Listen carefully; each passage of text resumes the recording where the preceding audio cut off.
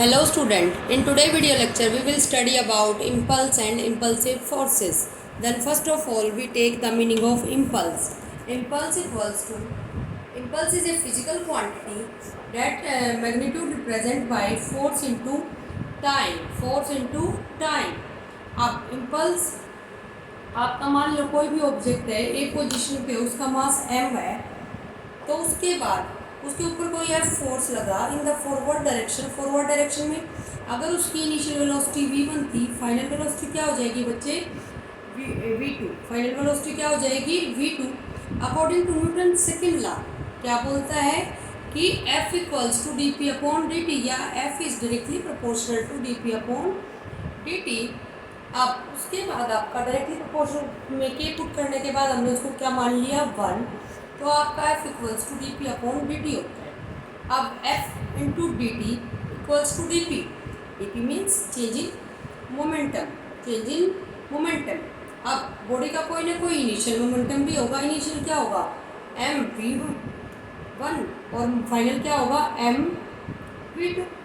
तो final momentum minus initial momentum. अब initial momentum P1 कब होगा बेटा T इक्वल्स टू 0 पे और P2 कब होगा T equals to T time पे। तो आपका ये इस तरह से हम इसको लिखेंगे। अब डिफरेंशिएशन और इंटीग्रेशन आपस में क्या कर देते हैं आपस में कैंसिल हो जाते हैं। तो आप इसको करोगे तो ये इस तरह से आएगा आपका स्टेप एफ टी 0 से T। उसके बाद पहले अपर लिमिट रखोगे फिर माइनस से लोअर लिमिट तो ये एफ टी बच जाएगा इधर और ये क्या बनेगा P2 माइनस से P1। अब the impulse of a force is equal to the total change in momentum. किसके इक्वल है यानी कि जो इम्पल्स आया है किसी भी फोर्स का वो किसके इक्वल होगा टोटल चेंज इन मोमेंटम। और this is nothing but impulse momentum theorem. क्या है आपकी इम्पल्स मोमेंटम थ्योरम। उसके बाद हम इसकी एसआई यूनिट देखते हैं। एसआई यूनिट क्या है बच्चे आपकी SI unit is newton second and CGS unit is dyne second. The dimension formula of J is ml minus 1. After that impulsive forces means it is the rate of change in momentum। किसके equal है rate of change in momentum. तो impulsive force is given by impulse by time। SI unit is Newton। Then how to measure impulse graphically। अब आपका किस तरह से देखेंगे कि आपका दो तरह के फोर्सेस हो सकते हैं या तो हम कांस्टेंट फोर्स कोई भी अप्लाई कर रहे हो इतने से इतने टाइम के लिए या आपका वेरिएबल फोर्स अप्लाई कर रहे हो। तो first of all we take constant force. अब ये ग्राफ गिवन है बच्चे ये आपका एफ टी ग्राफ है ये टाइम है ये टी इक्वल्स टू 2 सेकेंड पे आपका ए पोजीशन पे है टी इक्वल्स टू 4 सेकेंड पे किस पे है बी पोजीशन पे है। अब ये फोर्स है। अब ये आपका एरिया निकालेंगे इसका ABCD एरिया ऑफ रेक्टेंगल। इसका कैसे निकालेंगे वो क्या आएगा आप देखिए यहाँ पे फोर्स है और ये 5 न्यूटन है यहाँ तक का कितना है 5 न्यूटन। अब 5 न्यूटन तो है।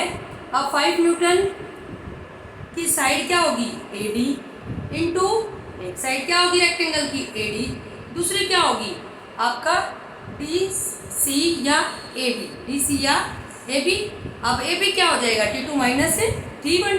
तो ग्राफ का एरिया किसके इक्वल आ गया FT और FT is nothing but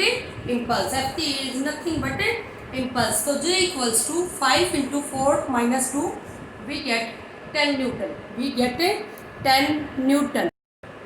next देखिए बेटा when a variable force act on the body is अगर वेरिएबल फोर्स लग रहा है उसके बॉडी के ऊपर तो फोर्स ये है ये T1 टाइम से इस तरह से कोई कर्व है तो तब कैसे कैलकुलेट करेंगे मीन्स कि कभी हम फोर्स को बढ़ा रहे हैं कभी घटा रहे हैं कभी आपका चेंज कर रहे हैं यानी कि आपका वेरी कर रहे हैं वेरिएबल फोर्स है आपका फिक्स फोर्स नहीं लगा रहे। उस केस में आपका किस तरह से कैलकुलेट करेंगे वो देखिए। तो उस केस में इम्पल्स हो जाएगा F इंटू डी टी 0 से T क्योंकि आपका क्या है इसके अंदर आपका मोमेंटम क्या हो जाएगा मोमेंटम किसके इक्वल आएगा आपका J F into T D T होएगा। और ये किसके इक्वल होता है, आपका चेंजिंग मोमेंटम। तो ये कौन से एरिया से अभी कुछ देर पहले निकाला था कि area under the force digraph ABC, इसका एरिया कह लो या आपका 0 से t इंटीग्रेशन कर दो। अब वो आपको न्यूमेरिकल्स में देख लेंगे ये किस तरह से करना है आपका। मान लो कोई भी फोर्स की वैल्यू है आपकी F is given bye x square Newton, x square Newton है, ठीक है। और कहता है कि 5 सेकेंड तक आपका एक्स स्क्वायर न्यूटन या टी स्क्वायर न्यूटन, क्योंकि टी पे डिपेंड करेगा, क्योंकि टाइम के साथ साथ वेरी करेगा, तो आपका इस पे टी स्क्वायर की वैल्यू डाल देंगे, डी टी यहाँ पे साथ में मल्टीप्लाई करेंगे, तो आपका जे की वैल्यू आ जाएगी। आपका इसको सॉल्व करोगे T cube by 3 plus constant, T cube by 3 plus constant, T की कोई भी वैल्यू डाल के उसको हम सोल्व आउट कर लेंगे। तो इस तरह से करते हैं इसमें, या इसके एरिया निकाल लेंगे। अगर आपका फिगर्स नोन है तो उनका एरिया से निकल जाएगा, नहीं तो आपका इस तरीके से इंटीग्रेशन वाले मेथड से निकाल। Next is a batsman hits back a ball straight in the direction of bowler without changing its initial speed of 12 metre पर second. If the mass of the ball is this, determine the impulse imparted to the ball. Assume linear motion of the ball.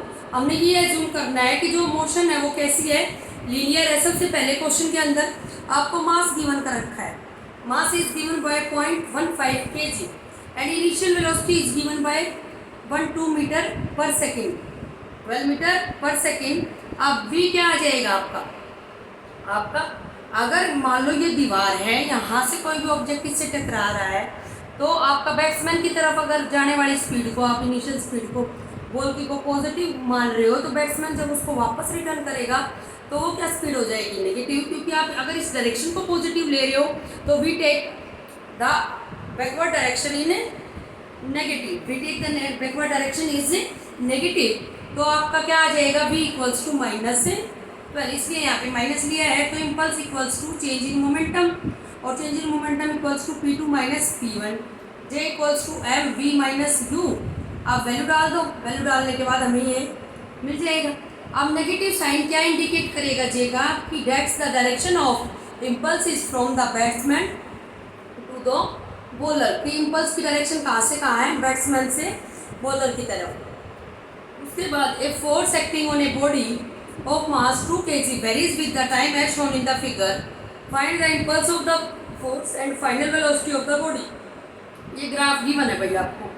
अब इस graph के अंदर आपका देखते हैं 0 से ये फोर्स की वैल्यूज है 1 2 3 4 5, इस तरह से आपका फोर्स की वैल्यू है वाई एक्सिस के ऊपर, और इस एक्स एक्सिस के ऊपर किसकी वैल्यूज आपकी, टाइम की। तो आपका टाइम यहाँ पे पहले क्या है, 1 सेकेंड, फिर 2 सेकेंड, फिर 3 सेकेंड, फिर 4 सेकेंड, फिर 5 सेकेंड, इस तरह से है। तो आपका जे क्या हो जाएगा, जे equals to J1 plus J2 J3। कैसे, इसको फर्स्ट रीजन मान लिया, इसको सेकेंड, इसको थर्ड, तीनों को ऐड कर दो। This is a right angle triangle and this is a rectangle and this is also a right angle triangle. और राइट एंगल ट्रायंगल का आपका परपेंडिकुलर है, ये राइट एंगल ट्रायंगल है, तो आपका इसमें क्या बनेगा, आपका फार्मूला एरिया का half into base into height, half into base, base कितना है 2, हाइट कितनी है बच्चे, this one, and this is 4। Then after that rectangle, rectangle का क्या एरिया है 1 इंटू 4, ये 4 है। उसके बाद half into base into height, base is 2 and height is 4, we get 12 newton, we get 12 newton. And अब हमें क्या मिल गया है, जे, जे मीन्स इम्पल्स, और impulse equals to change in momentum, जो कि इम्पल्स मोमेंटम थ्योरम से आया आपका। तो इम्पल्स की वैल्यू कितनी है 12, अब मास की 2, v माइनस 0 आप डालोगे तो we get velocity equals to 6, we get velocity equals to 6, we get velocity